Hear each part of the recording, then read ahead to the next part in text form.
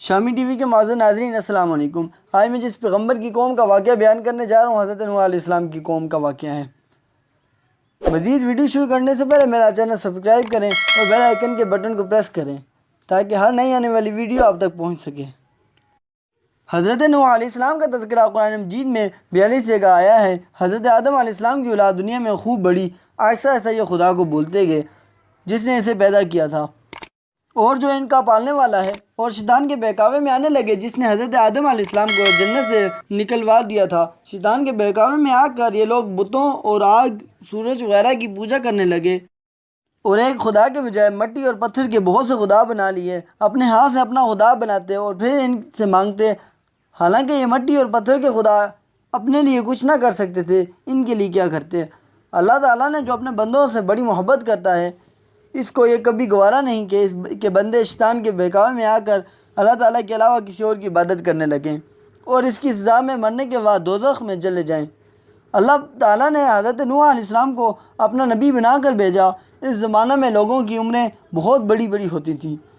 حضرت نوح علیہ السلام 950 سال تک اپنی قوم کے لوگوں کو واعظ و نصیحت کرتے رہے، اے لوگوں، صرف اللہ ایک ہے، اسی کی عبادت کرو، میرا کہا مانو، وہ تمہارے گناہ بخش دے گا۔ لیکن لوگوں نے حضرت نوح علیہ السلام کی باتوں کو نہ ماننا اور اپنے کانوں میں انگلیاں دے لیں اور کپڑے اوڑھ لیے تاکہ حضرت نوح علیہ السلام کی آواز کانوں تک نہ پہنچے۔ حضرت نوح علیہ السلام ہمت نہ ہارے اور وہ برابر سمجھاتے رہے اور کہتے رہے، اے لوگوں، اللہ سے معافی مانگو، وہ بڑا معاف کرنے والا ہے، وہ تم پر آسمان سے بارش برسائے گا تاکہ تم خوب اناج پیدا کر سکو اور اس کے ذریعے بڑے بڑے باغ پیدا کر دے گا، ان میں نہریں پیدا کر دے گا، تمہیں مال و دولت دے گا اور تمہیں اولاد دے گا۔ تمہیں کیا ہو گیا ہے کہ تم خدا کو نہیں مانتے، حالانکہ اس نے آسمان و زمین، چاند و سورج بنائے، اس نے تم کو مٹی سے پیدا کیا اور پھر اس مٹی میں ایک دن تم مل جاؤ گے اور پھر قیامت کے دن اس مٹی سے تم کو دوبارہ زندہ کر دے گا۔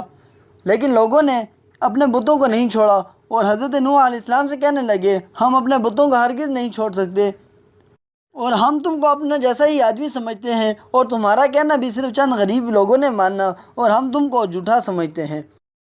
حضرت نوح علیہ السلام نے کہا، اے میری قوم، جو تم کو نصیحت کرتا ہوں اس کے بدلے میں کوئی تم سے مال و دولت نہیں چاہتا، اور جو غریب آدمی مسلمان ہوئے ہیں اور اللہ تعالیٰ پر ایمان لائے ہیں، ان کو میں اپنے پاس سے تمہارے کہنے سے نہیں نکالوں گا۔ اگر میں ان کو اپنے پاس سے نکال دوں تو خدا کے عذاب سے مجھے کون بچائے گا؟ اگر میں ایسا کروں تو میں بہت انصاف ہو جاؤں گا۔ ان کی قوم کے لوگوں نے کہا، اے نوح علیہ السلام، تم نے ہم سے جب بہت جھگڑا کر لیا، اگر تم سچے ہو تو جس عذاب سے تم ہم کو ڈراتے ہو وہ لے کر آؤ۔ حضرت نوح علیہ السلام نے کہا، جب اللہ پاک چاہے عذاب لے آئیں گے۔ اللہ تعالیٰ نے حضرت نوح علیہ السلام کو وحی کے ذریعے حکم دیا کہ تمہاری قوم میں جو لوگ ایمان لا چکے ہیں ان کے علاوہ اور کوئی ایمان نہیں لائے گا، تم غم نہ کرو، ایک کشتی بناؤ۔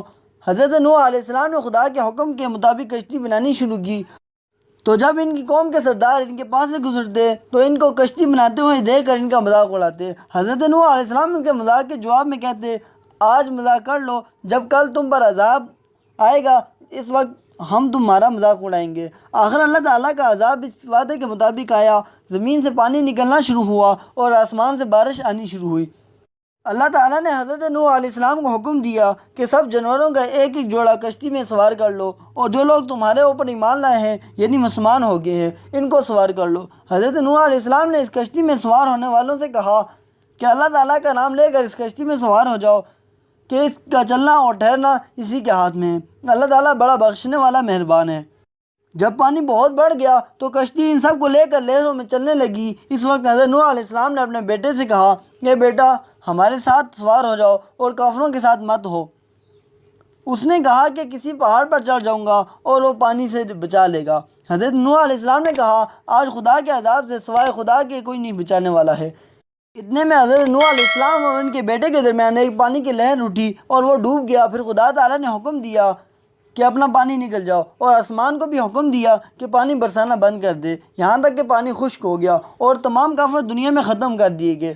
حضرت نوح علیہ السلام کی کشتی کوہ جودی پر ٹھہری۔ حضرت نوح علیہ السلام نے اپنے پروردگار سے عرض کیا کہ اے میرے رب، میرا بیٹا میرے گھر والوں میں سے ہے اور آپ کا وعدہ سچا ہے۔ یعنی حضرت نوح علیہ السلام کا مطلب تھا، اے اللہ تعالیٰ، آپ نے وعدہ فرمایا تھا تیرے گھر والوں کو اس طوفان سے بچا لوں گا، پھر میرا بیٹا کیوں ڈوبا؟ تو خدا تعالیٰ نے فرمایا، اے نوح، تیرا بیٹا گھر والوں میں سے نہیں تھا کیونکہ اس کے عمل اچھے نہیں تھے۔ میں تجھ کو نصیحت کرتا ہوں کہ ایسی بات نہ کر جو تیرے علم میں نہیں۔ اور یہ بات حضرت نوح علیہ السلام کے علم میں نہ تھی۔ حضرت نوح علیہ السلام نے اللہ پاک سے توبہ کی اور اپنا کہنے کی معافی چاہی۔ اللہ تعالیٰ نے ان کو معاف کر دیا اور حکم دیا، اے نوح ہماری طرف سلامتی اور برکتوں کے ساتھ اتر۔ اس کے بعد حضرت نوح علیہ السلام کی امت دنیا میں بسی اور ایسا ایسا ان کے بال بچے آباد ہو گئے۔ یہ سب لوگ خدا تعالیٰ کی اطاعت کرتے رہے، زمانہ گزرتا گیا اور ایسا ایسا شیطان نے پھر بہکانا شروع کیا تو یہ لوگ خدا تعالیٰ کو بھولنے لگے۔ حضرت نوح علیہ السلام جو اللہ تعالیٰ کے اتنے بڑے پیغمبر تھے، اپنے بیٹے کو اس کے برے کاموں کی وجہ سے اللہ تعالیٰ کے عذاب سے نہ بچا سکے۔ اس طرح اگر ہمارے ماں باپ اللہ تعالیٰ کے کتنے ہی ولی کیوں نہ ہوں، اگر ہمارے اعمال اچھے نہ ہوں تو ہم کو اللہ تعالیٰ کے عذاب سے نہ بچا سکیں گے۔ ہم کو اپنے بزرگوں کے نیک اعمال کا سہارا نہیں لینا چاہیے، بلکہ اللہ تعالیٰ اور اس کے رسول صلی اللہ علیہ وسلم کے بتائے ہوئے کاموں پر عمل کر کے نیک بننا چاہیے۔